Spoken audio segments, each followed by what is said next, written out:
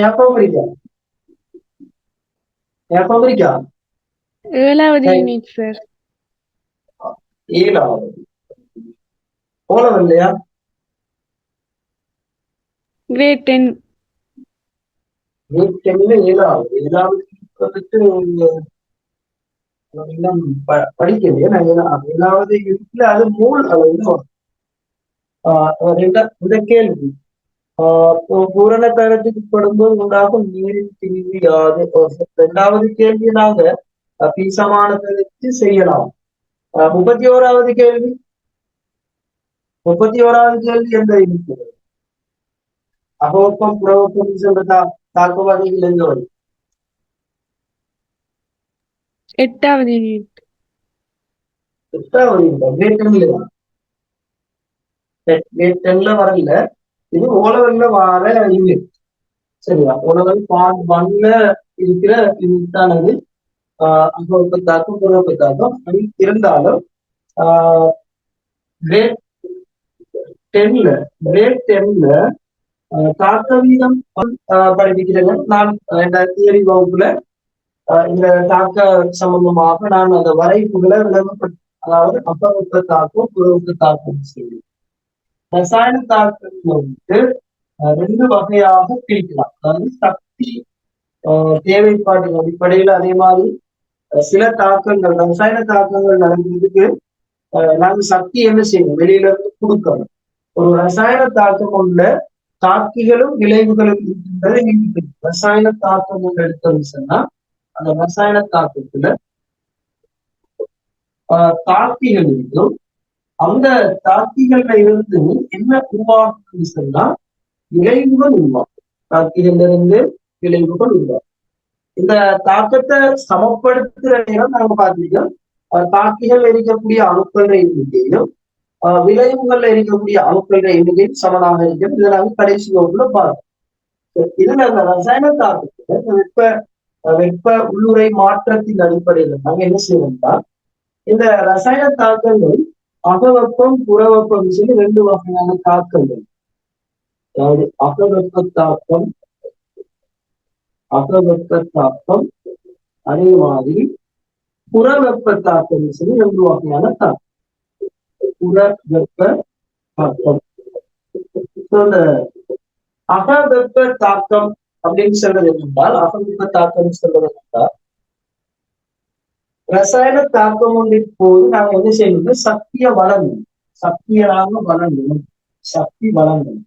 ரசாயன தாக்கம் போதும் சக்தி வழங்க வேண்டும். சக்தி வழங்கணும். ஆனால் புறவெப்ப தாக்கம் அப்படின்னு சொல்றது என்னன்னா, ஒரு ரசாயன தாக்கத்தின் போது சக்தி விடுவிக்கப்படும். அதாவது சூழலுக்கு என்ன செய்யப்படும்? சக்தி விடுவிக்கப்படும்.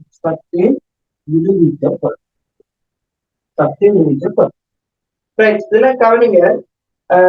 இதை நாங்க அதாவது இந்த தாக்கிகளுக்கு இயற்கையாக ஏற்படும் ஒரு சக்தி ஒன்று, அகச்சக்தி. அதாவது தாக்கி மூலக்கூறுகளுக்கு சொல்லி ஒரு அகச்சக்தி இருக்கு. இந்த தாக்கிகள வெப்ப உள்ளுரைன்னு சொன்னாங்க. அது சொல்லுவோம். தாக்கிகளுக்கு காணப்படக்கூடிய அந்த சக்திய தாக்கிகளின் வெப்ப உள்ளுரை. இது நாங்க ஏழவெல்லாம் படிக்கிறோம். நம்மளா படிக்கிறோம். தாக்கியன்ற வெப்ப உள்ளுரை நாங்க H1 இருக்கோம். விளைவுகளுக்கு ஒரு சக்தி இருக்கு. விளைவு மூலக்கூறுகளுக்கு ஒரு சக்தி இருக்கு. அதை நாங்க என்ன செய்வோம்? அதுல வெப்ப உள்ளுரைய H2 இருக்கு. வெப்ப உள்ளுரை தாக்கின்ற சக்தி. இப்ப அந்த தாக்கத்தின் போதான வெப்ப உள்ளுரை மாற்றம் சொல்ற ஒரு விஷயம். இந்த தாக்கத்தின் குறிப்பிட்ட ஏதாவது ரசாயன தாக்கத்தின் போதான நடைபெற வெப்ப உள்ளுரை மாற்றம். இந்த இந்த சக்திகள்ல ஏற்படக்கூடிய மாற்றம் சொல்லி ஒரு என்னதுல நாங்க அந்த வெப்ப உள்ளுரை மாற்றம் சொல்லுவோம்.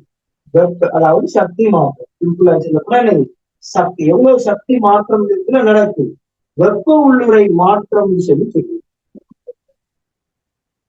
அந்த வெப்ப உள்ளுரை மாற்றம் நாங்க எப்போதும் எப்படி கணிப்போம் சொல்லி சொன்னா விளைவுகள் இருக்கக்கூடிய அந்த வெப்ப உள்ளுரை மாற்றம். அந்த இடத்துல H2 சொல்றத பயன்படுத்தும். சோ விளைவுகள் இருக்கக்கூடிய வெப்ப உள்ளுரை மாற்றத்துல இருந்து தாக்கிகள்ல இந்த வெப்ப உள்ளுரை மாற்றத்தை நாம் என்ன செய்யணும்? கழிப்போம். ஸோ தாக்கிகள் H1 விளைவுல இருக்கக்கூடிய இதை நாங்க சாதாரணமா டெல்டா ஹெச்ன்னு சொன்னாங்க சொல்லுவோம். Delta H. டெல்டா ஹெச் எப்படி வரப்போகுதுன்னு சொன்னா விளைவுல இருக்கக்கூடிய தாக்கிகள்ன்ற இந்த சக்தியிலிருந்து தாக்கிகளினுடைய இந்த சக்தி பெருமானத்தில் கழிக்கிற நேரம் இன்னைக்கு வரும். அந்த டெல்டா ஹெச்சினுடைய பெருமானம் வரும். இதான் ஒரு ரசாயன தாக்கம் எவ்வளவு சக்தி மாற்றம் நடக்கின்றத கண்டுபிடிக்கிறதுக்காக சமன்பாடாக இருக்கு. இப்ப இந்த தாக்கம் ஒன்றை வச்சு நாங்க என்ன செய்யலாம், இந்த தாக்கத்துல வரக்கூடிய இந்த விட இந்த பெருமானத்துல நேர்மறைய வச்சு நாங்க என்ன செய்யலாம்னு சொன்னா ஒரு தாக்கம் வந்து அகவெப்ப தாக்கம் வகைக்குரியதா அப்படி இல்லைன்னு சொன்னா இந்த புறவெப்ப தாக்கம் வகைக்குரியதான்னு சொல்லி அடையாளம் காணலாம். ரைட், கவனியக்கூடியது. அப்ப இந்த இடத்துல எங்களுக்கு நாங்க கழிக்கிற நேரம் ஆன்சர் வந்து ஒரு பெருமானம், ஏதோ ஒரு எக்ஸ்ன்னு சொல்லக்கூடிய ஒரு பெருமானம், ஏதோ ஒரு பெருமானம் பிளஸ்ல வரதாக இருந்தா பிளஸ் எக்ஸ் ஒரு பெருமானம் பிளஸ் எக்ஸ் வரும். பிளஸ்ல ஆன்சர் வார நேரம் இந்த இடத்துல சொல்லுங்க H2 பெரிதாக இருக்குமா அல்லது H1 பெரிதாக இருக்குமா, இதுல எது பொருத்தமான விதம், எது பொருத்தமான விதம்? நாங்க கழிக்கிற நேரம் எங்களுக்கு ஆன்சர் வந்து பிளஸ்ல வருது.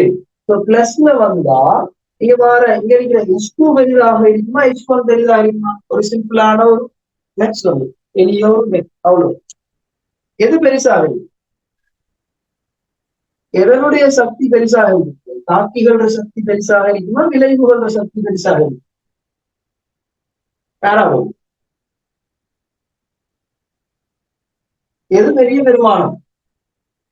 விளைவுகளோட சக்தி. Right, very good. விளைவுகளோட சக்தி பெருமானம் தான் கூடுதலாக இருக்கு. விளைவுகளோட சக்தி பெருமானம் கூடுதலாக இருந்தால் எங்களுக்கு ஆன்சர் வந்து கழிக்கிற பிளஸ் வரும். இந்த இடத்துல விளைவுல இருக்கிற அந்த ஆன்சர் வந்துட்டு பிளஸ் ஆக வருமாக இருந்தா அந்த வகையான தாக்கம், அதாவது வெப்ப உள்ளுரை மாற்றம் பிளஸ் ஆக வருமாக இருந்தா அந்த வகையான தாக்கம் என்ன? அகவெப்ப தாக்கம். சொல்லு, இதுக்கும் அந்த வரைக்கும் என்ன தொடர்பு நம்ம பார்ப்போம். அது அகவெப்ப தாக்கம் சொல்லி சொல்லு. இப்ப நாங்க இதே சமன்பாடு delta H equal to H2, அதாவது இது விளைவு மைனஸ் H1 இது தாக்கிகள சக்தி. இந்த இடத்துல ஆன்சர் எங்களுக்கு மைனஸ் ஏதோ பெருமானம் எக்ஸ் வருது. அப்ப இந்த இடத்துல எந்த பெருமானம் பெருசாக H2 பெரிதா H1 பெரிதா? இங்க H2 சிறிது H1 எது பொருத்தமாகும்? இந்த இடத்துல பொருத்தம் H2 பெரியதா? இந்த இடத்துல பொருத்தமாகுது. ஆன்சர் மைனஸ்ல வருது. ஆன்சர் மைனஸ்ல வர நேரம் இது பொருத்தமாக இருக்கு. H1. Right, very good. H1 சொல்ற பெருமானம் இவருக்கு பெரிதாக இருக்கும். H1 சொல்றது பெரிதாக இருக்க இந்த அர்த்தம், அதாவது தாக்கிகளினுடைய சக்தி அதிகம், விளைவுகளோட சக்தியை விட தாக்கிகளோட சக்தி அதிகம். இந்த டெல்டா ஹெச்ல பெருமானம் மைனஸ் ஆக வருமாக இருக்கா அந்த வகையான தாக்கங்கள் நாம சொல்லி புறவெப்ப தாக்கம். அந்த வகையான தாக்கம் நாங்க என்ன சொல்லுவோம்? புறவெப்ப தாக்கம் அப்படின்னு சொல்லி சொல்லுவோம். சரி, பிளஸ் பிளஸ் மைனஸ் வச்சு நாங்க அகவெப்ப தாக்கம் புறவெப்ப தாக்கம் சொல்லலாம். ஆன்சர் பிளஸ்ல வருமாக இருந்தா விளைவுகளினுடைய சக்தி அதிகம், ஆன்சர் மைனஸ்ல வருமாக இருந்தா தாக்கிகளினுடைய சக்தி அதிகமாக இருக்கும். இப்ப நான் இங்க வருவோம், ஒரு சக்தி மட்ட வரைவுக்கு வரும். ஒரு சக்தி மட்ட வரைவுக்கு வரும். ஒரு சக்தி மட்ட வரைவுல இங்க சக்தியராக குறிக்கும், ஒரு சக்தியராக குறிக்கும். எங்க தாக்க பாதையாக சக்தி, இது தாக்க பாதை அல்லது தாக்க ஆட்சியாக. இந்த இடத்துல இதுல நாங்க ரெண்டு சக்தி மட்ட சக்தி படிகளுக்கு இருப்போம். இந்த இடம் உங்களுக்கு தெரியும். இந்த இடத்துல கவனிங்க, அகவெப்ப தாக்கத்துக்கும் புறவெப்ப தாக்கத்துக்கும் நாங்க இது செய்யணும். சக்தி மட்ட வரைப்புல நாங்க இந்த வரைப்பு காட்டோம். அகவெப்ப தாக்கம் செய்யும், புறவெப்ப தாக்கத்தையும் நாங்க சக்தி மட்ட வரைவுல காட்ட வேண்டும். சோ இங்க எங்களுக்கு ஒரு குழப்பம் வரும். ஒரு தாக்கம் அகவெப்ப தாக்கமாக இருந்தா, ஒரு தாக்கம் அகவெப்ப தாக்கமாக இருந்தா இந்த இடத்துல நாங்க விளைவுகள் எழுதுறியா தாக்கி எழுதுறியான்னு சொல்லி ஒரு டவுட் கவனிங்க. அப்ப இது ஒரு அகவெப்ப தாக்கமாக இருந்தா, அகவெப்ப தாக்கமாக இருந்தா யார சக்தி கூடுதலாக இருக்கணும்? விளைவுட சக்தி கூடுதலாக இருக்கணுமா, தாக்கிட சக்தி கூடுதலாக இருக்கணுமா? இது ஒரு அகவெப்ப தாக்கமாக இருந்தா யார சக்தி கூடுதலா இருக்கு? விளைவுகள சக்தி. ஆகவே இந்த இடத்துலதான் விளைவுகள் எழுதி வரும். இதுதான் விளைவு. இங்க போகும்போது சக்தி என்ன செய்யும்? கூடும். இப்ப எந்த இடத்துல தாக்கி எழுதுவது இந்த இடத்துலதான் நாங்க தாக்கி. சோ தாக்கில இருந்து அங்க உருவாகும் விளைவு. தாக்கில இருந்து விளைவு, தாக்கில இருந்து விளைவு. இந்த இடத்துல ஒரு பிளஸ் சொல்றதால இந்த சக்தி அகற்றிருக்கப்படும். அதனால நாங்க இந்த தாக்கத்தை நோக்கி இந்த தாக்கத்தை நோக்கி நாங்க சக்தி இது அகவெப்ப தாக்கத்துக்கான சக்தி மட்டும் வருது. அகவெப்ப தாக்கம் அகவெப்ப தாக்கத்துக்கான சக்தி மட்டும் வருது.